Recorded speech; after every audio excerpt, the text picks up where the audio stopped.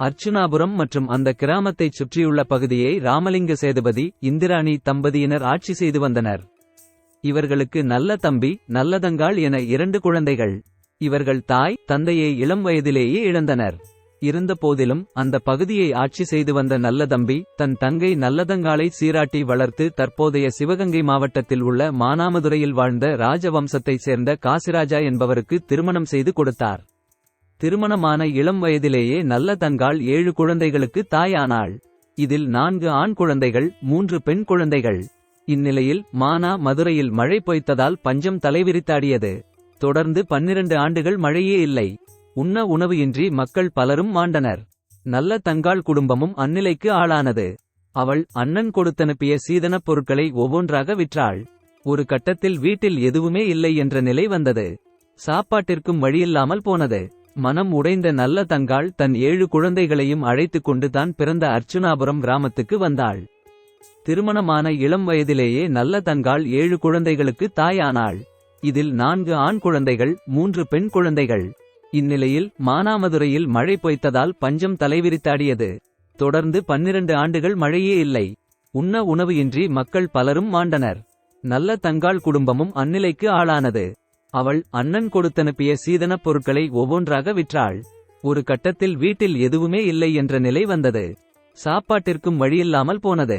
மனம் உடைந்த நல்லதங்காள் தன் 7 குழந்தைகளையும் அழைத்துக் கொண்டு தான் பிறந்த அர்ச்சுனாபுரம் கிராமத்துக்கு வந்தாள்.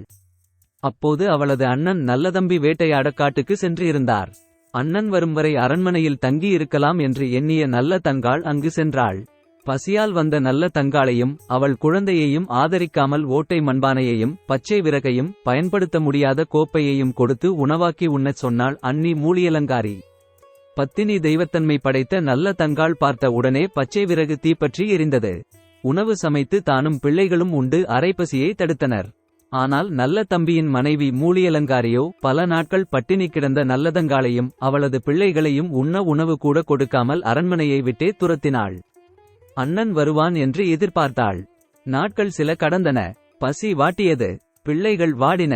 அண்ணன் தன் நிலையை பார்த்து துடிப்பான். அண்ணியின் இரக்கமற்ற தன்மையை கேட்டால் கொதிப்பான். எனவே தானும் குழந்தைகளும் மாய்வதே சிறப்பு என்று நினைத்தாள். மூலியலங்காரியின் கடும் சொற்களால் மனம் உடைந்த நல்லதங்காள் குழந்தைகளுடன் வந்த வழியே திரும்பினாள். எந்த உதவியும் இல்லாமல் இப்படி பரிதாப நிலைக்கு ஆளாகிவிட்டேனே. இனி யாரை நம்பி நான் வாழப்போகிறேன்?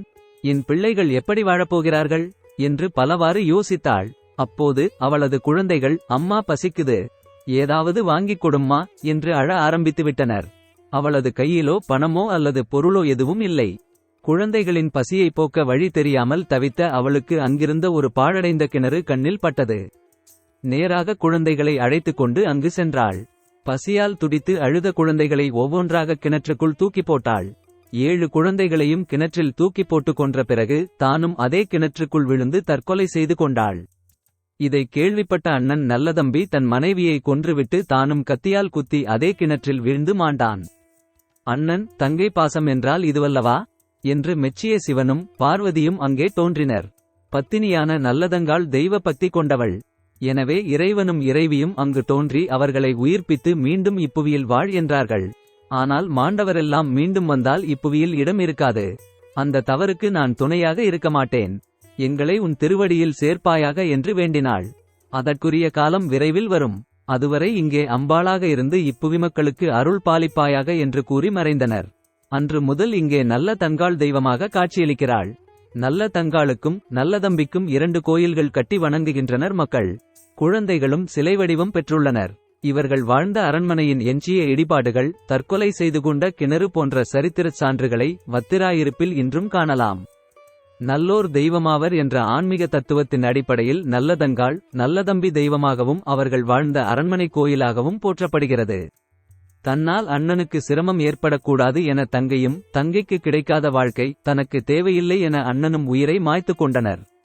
திருமணத்திற்கு பிறகு அண்ணன் தங்கை பாசம் எப்படி இருக்க வேண்டும் என்பதற்கு ஈடில்லாத ஓர் உணர்வுபூர்வமான எடுத்துக்காட்டாக விளங்குகிறது நல்லதங்காள் கதை.